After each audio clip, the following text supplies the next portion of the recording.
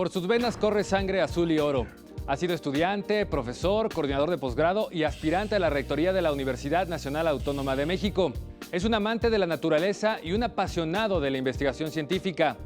Su disciplina y rigor lo llevaron a descifrar el genoma de los parásitos que causan la cisticercosis. En esta ocasión vamos a conversar en corto con el doctor Juan Pedro Laclet, investigador de la UNAM. Acompáñenos a conocerlo. Hijo de padre francés y madre mexicana, Juan Pedro Laclet nació en Celaya, Guanajuato, el 17 de febrero de 1953.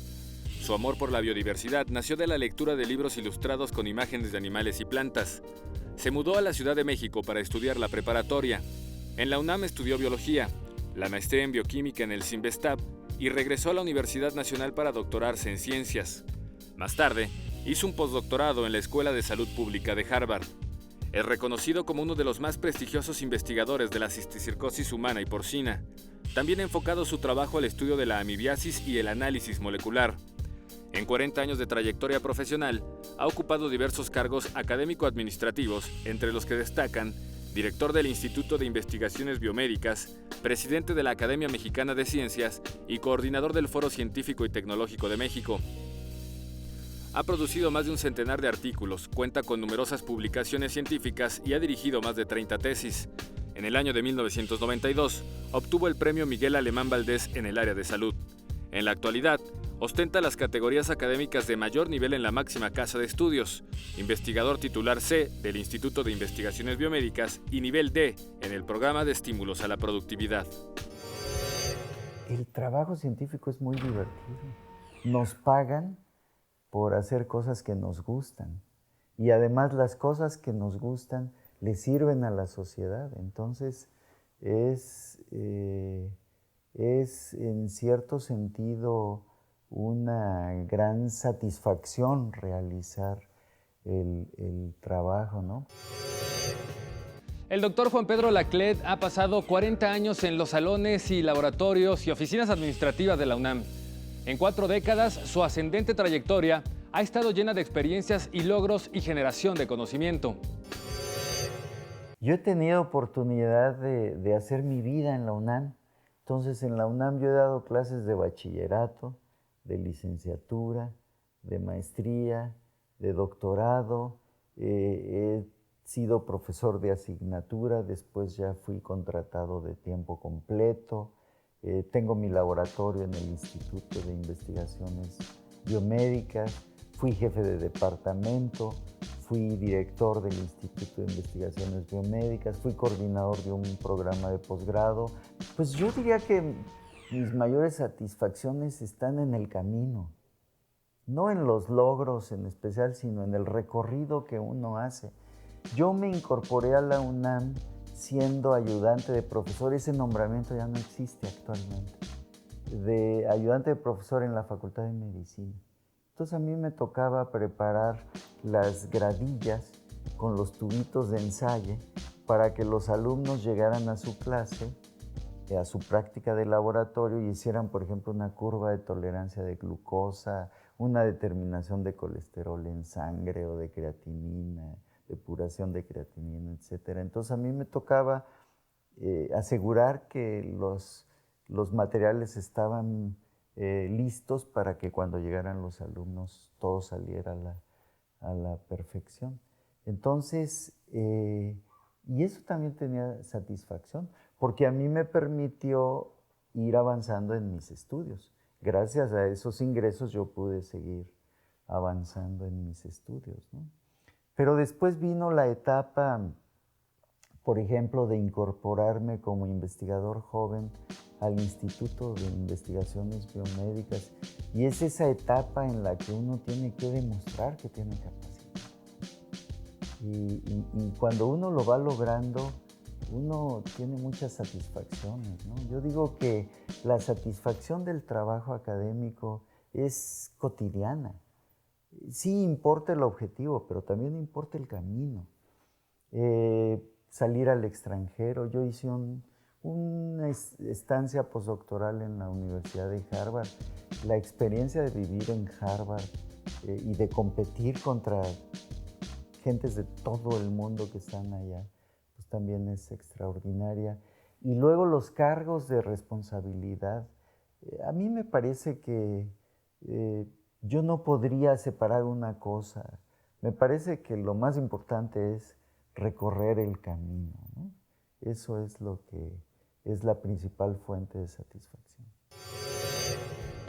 Una de las máximas responsabilidades del doctor Juan Pedro Laclet en la UNAM fue la coordinación de estudios de posgrado, un área que atiende a 27,000 estudiantes con una plantilla que rebasa los 5,500 maestros. Ha sido una etapa muy interesante porque yo fui coordinador del primer posgrado que se adecuó a una reforma en el reglamento de posgrado que se llevó a cabo en el 95. Entonces yo a partir del 96 me convertí en el primer coordinador, digamos, del posgrado en esta nueva etapa de la UNAM. Entonces, y echamos a andar un doctorado directo. En aquella época decidimos si una joven o un joven quiere ser investigador, ¿para qué quiere la maestría? Que se vaya directo al doctorado. Y echamos a andar el único doctorado directo que entre paréntesis sigue siendo el programa de doctorado que más doctores produce al año. Es un posgrado interesante. Entonces, desde aquel entonces yo me comprometí muy fuerte con el posgrado en la UNAM. A mí me parece que para la UNAM es tan importante, por ejemplo, la generación de nuevo conocimiento como la generación de nuevos científicos. Entonces es tan importante que el académico esté trabajando en su laboratorio a que estemos formando las nuevas generaciones de científicos que requiere nuestro país para su desarrollo. Así que cuando el rector me invitó a incorporarme, con gusto acepté. La UNAM, yo diría que si hay un nivel de enseñanza en donde la UNAM acredita por completo el apelativo de que es la máxima casa de estudios de México, es en el nivel del posgrado. La UNAM ofrece la mayor oferta de opciones de estudios de especialización, de maestría y de doctorado. Estudios de especialización se ofrecen más de 200 diferentes opciones. Muchas de ellas tienen que ver con las especializaciones médicas. Y de maestría y doctorado, más de un centenar de opciones de las ciencias exactas, de las ciencias naturales, médicas, de las ciencias sociales, de las humanidades, de las artes. La UNAM también ofrece opciones de posgrado en humanidades y artes, así que es un espectro muy completo. Pero como ustedes saben, el posgrado tiene una instancia certificadora en el Consejo Nacional de Ciencia y Tecnología, el CONACYT. Tiene el Programa Nacional de Posgrados de Calidad. Y la UNAM ha venido acreditando sus posgrados en el PNPC del CONACYT, así que contamos con la mayor oferta, pero con los mayores niveles de acreditación en el CONACYT. Así que actualmente contribuimos, por ejemplo, con algo así como el 20 y tantos % del total de doctores que se forman en México se forman en la UNAM. Formamos alrededor de 800 doctores al año, formamos arriba de 3,000 maestros al año y se forman cerca de 8 o 10,000 especialistas al año. Entonces las cifras en la UNAM son muy impresionantes, ¿no? Al regresar, el doctor Laclet nos compartirá en corto cómo lideró el equipo de investigación que logró dilucidar el genoma del cisticerco y los alcances de este avance científico. Desde hace 25 años, el trabajo de investigación del doctor Juan Pedro Laclet se ha centrado en el estudio de la cisticercosis y en 2013 fue el líder del proyecto universitario que dilucidó el genoma de ese organismo parásito. Después de un trabajo de 4 años en que formamos un consorcio con investigadores de varias dependencias de la UNAM. Concluimos el proyecto del genoma y además comenzamos a colaborar con grupos equivalentes de otros países. Al final de cuentas logramos una publicación en la revista más importante del mundo que se llama Nature y publicamos no un genoma, sino que publicamos 4 genomas. Entonces de golpe aportamos 4 genomas de este grupo de organismos al que pertenece la Taenia solum, la solitaria, el agente causal de la neurocisticercosis. Así que de pronto este grupo de organismos entró en la era genómica gracias a esa publicación. Fue una gran satisfacción. Los hallazgos que tuvimos cuando dilucidamos el genoma son muy interesantes. Estos organismos son el paradigma de los organismos parásitos. Son hermosos diseños biológicos para aprovechar la interacción, para tomar ventaja de la relación que establecen con sus huéspedes. No en vano ha sido muy complicado para el ser humano controlar este tipo de enfermedades infecciosas. ¿Cuál es la aportación de esta investigación? Yo creo que hay varias. Por ejemplo, se han abierto muchas opciones para nuevos métodos de diagnóstico. Una de las cosas que estamos trabajando actualmente en el laboratorio, y ya hemos avanzado bastante a raíz de la publicación hace 3 años de este proyecto, son una nueva generación de métodos diagnósticos para la cisticercosis. ¿De qué se trata? El cisticerco se puede alojar en los músculos o se puede alojar en el cerebro. Entonces hemos estado estudiando estas 2 localizaciones en el cerdo y como ahora como ya conocemos todos los genes y podemos identificar todas las proteínas de este parásito, ya estamos en una fase holística, en una fase de investigación integral. Entonces, ahorita andamos detrás de un método que nos permita tomar una muestra de sangre y decir el cisticerco se encuentra en el cerebro, búsquenlo en el cerebro, o el cisticerco se encuentra en músculo. ¿Sí me explico? Ya hemos alcanzado un nivel tal de conocimiento de estos organismos que estamos aspirando a esta.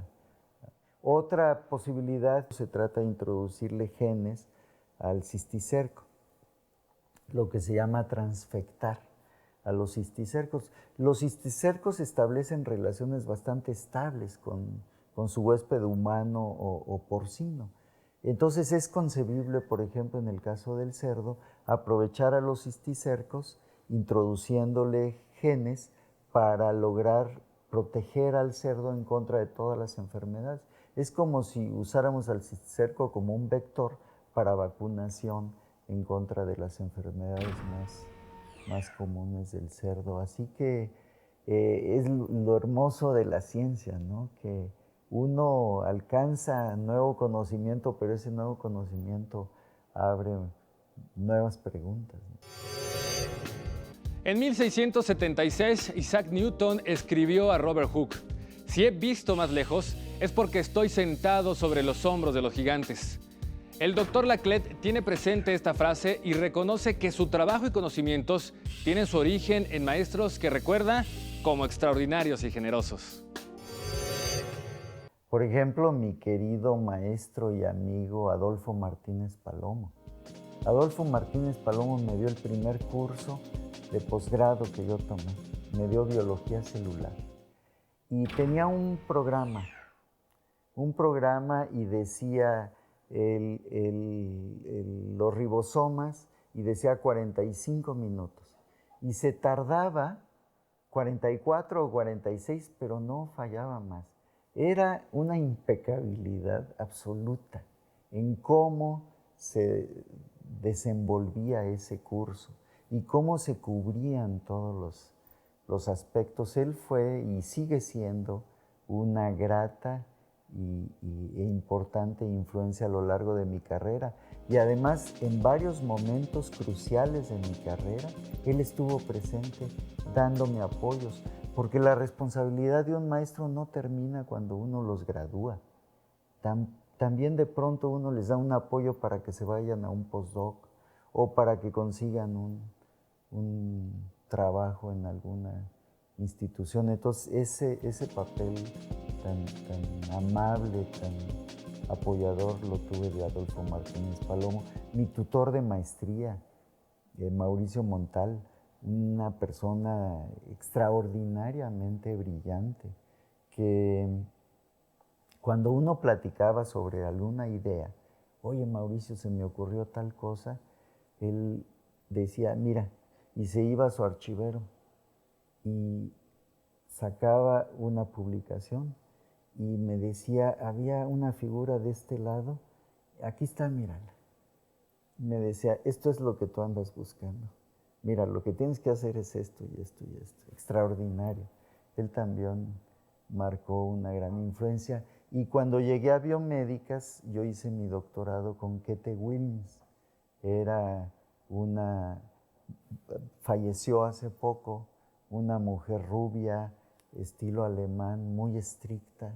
Jamás daba preferencia a algún alumno suyo, siempre era propia y muy disciplinada, pero al mismo tiempo muy generosa.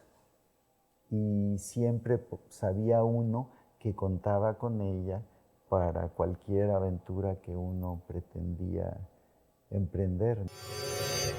Al regresar, le presentaremos una faceta poco conocida del Dr. Laclette, su amor por la naturaleza y especialmente por las aves. La palabra biofilia significa amor a la vida y lo vivo. Fue acuñada por el biólogo especializado en evolución Edward O. Wilson de la Universidad de Harvard para crear una hipótesis que indica que el contacto con la naturaleza es esencial para el desarrollo psicológico humano. Este es uno de los rasgos más predominantes de la personalidad del doctor Juan Pedro Laclette. Yo soy una persona totalmente biofílica. Cuando yo me paro junto a un árbol, lo disfruto. Hay algo, yo digo que es genético y que me hace disfrutar a la naturaleza. Y simplemente elegí la orientación de conocer molecularmente la naturaleza, pero también disfruto mucho internarme en una selva y observar las aves. En mi oficina siempre tengo, las aves me parecen como maravillas, ¿no?, de la naturaleza. Entonces yo diría que surge de un gozo de conocer, de un gozo de estar en contacto con la naturaleza. Las moléculas es igual, solo que no es como observar un árbol que está allá afuera. Las moléculas están acá dentro y cuando uno está haciendo un experimento y adiciona una enzima, hay toda una aventura que está ocurriendo adentro de la cabeza. Y cuando uno corre un gel y sale una bandita que indica que se obtuvo el resultado que uno andaba buscando, hay una gran satisfacción. Es una combinación entre lo físico y lo intelectual, ¿no? Por eso hay quien dice que la creación científica tiene mucho que ver con la creación artística, ¿no? Hay cosas que surgen en la mente, en la emoción. Si tuviera que compararse con algún ave que son su fascinación, ¿con qué especie sería? Con un ave. Ah, caray. Con una ave me gustaría Lo que pasa es que no son tan comunes, pero a mí siempre me encantan los trogones. Los trogones son parientes del quetzal, pero no tienen esta cola tan larga del quetzal, pero sí son aves muy simbólicas y como apacibles. El pájaro bandera, que es el pájaro que tiene el pecho verde, blanco y rojo. Tengo una especial afinidad por los trogones, que es una ave muy mexicana, bueno, mexicana y mesoamericana. La historia registra que Tomás Alva Edison realizó más de 1000 intentos antes de inventar la bombilla. Para un científico, un fracaso no es más que el descubrimiento de la manera en que no se deben hacer las cosas para lograr un objetivo, y bajo esta filosofía, el Dr. Laclette trabaja en su laboratorio. Menciono primero una reflexión al respecto, ¿no? Decía Winston Churchill que el éxito es el último paso en una larga serie de fracasos. El chiste es no rendirse y seguirlo intentando una y otra, y finalmente uno consigue el éxito, ¿no? En el béisbol acaba de pasar la Serie Mundial. En el béisbol el champion bat no es el que batea de 10 veces 10. Eso nadie lo logra, eso es imposible. Un champion bat puede ser que batee 3 o 4 de cada 10. Entonces, parte del crecimiento en la vida es aceptar el fracaso. Uno tiene que aceptar el fracaso. Entonces, hacerle una crónica de los fracasos que me han ocurrido a lo largo de la vida me tomaría mucho más tiempo que de los éxitos. Todo el tiempo fracasamos, pero el chiste es aprender de esos fracasos para enfocarse a alcanzar el éxito, ¿no? ¿Alguno en particular? Por ejemplo, en mi maestría, cuando hice mi maestría, había un estudiante postdoctoral inglés que se llama, se apellidaba Sherwood, Dennis Sherwood, y yo era un estudiante de maestría. Entonces, era un proyecto en que a ti te toca explorar esto y a ti te toca explorar esto, ¿no? Y lo que a él le tocó salió todo perfecto a la primera, y lo que a mí me tocó no salió. Y no me salía, y no me salía, y yo lo seguía intentando y no me salía. Y mi tutor decía, pero es que esfuérzate más, haz las cosas bien. Mira, Dennis ya lo logró, en cambio tú no te sale. Hasta que finalmente conseguí hacerles la demostración a otros compañeros del laboratorio y les dije, no, es que miren, ya hice todo lo que tengo que hacer y no sale. Y descubrimos que era un lípido que me habían asignado a trabajar a mí, no se comportaba igual que el otro, ¿no? Pero eso me costó. Y hicimos una contribución diferente, entendimos otro concepto, pero yo diría que casi todo proyecto de investigación tiene etapas críticas que tiene el estudiante que superar, ¿no? Para el Dr. Laclette no existe desarrollo sin educación.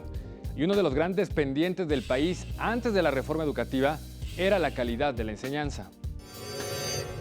México ha logrado un avance muy importante a nivel de enseñanza primaria y enseñanza secundaria. Tenemos ya prácticamente cobertura del 100%, pero la calidad de la enseñanza deja mucho que desear. Ahora, la educación es importante porque hace mejores seres humanos, pero si la calidad de la educación no es buena, pues no hace mejores seres humanos. Entonces, por eso es que la reforma educativa es fundamental. Nuestro país va a ser mejor cuando los mexicanos seamos mejores, de uno por uno, individuo por individuo. Y por eso la educación es fundamental. Por ejemplo, actualmente en educación superior, nuestro país solamente le ofrece oportunidad a 1 de cada 3 jóvenes. Solo 1 de cada 3 jóvenes que tiene edad de realizar estudios de educación superior, una licenciatura. Solo 1 de cada 3 tiene acceso. Tenemos que hacer como país un esfuerzo mucho más grande para darle oportunidad a estos jóvenes. Estamos desaprovechando el bono demográfico. que es el momento en que a nivel poblacional hay más jóvenes que producen de los dependientes de esa producción, ¿no? Niños o ancianos, ¿no? Entonces, y para ello la educación, la ciencia, la tecnología y la innovación son fundamentales. Desde mi punto de vista no existe desarrollo sin educación. Entonces, ¿cuál es la importancia de la reforma educativa? Pues fundamental, me parece que tenemos que lograrla a toda costa. En ello se nos va el futuro. Después de participar en el proceso de sucesión para designar al nuevo rector de la UNAM y coordinar los estudios de posgrado, el doctor Laclette regresó a su laboratorio en el Instituto de Investigaciones Biomédicas, convencido de que un buen mexicano debe estar donde el país lo necesita y además encantado de volver con sus estudiantes. Agradezco su compañía y le invito a nuestra próxima emisión de En Corto, donde le vamos a presentar a otro personaje que está moviendo a México.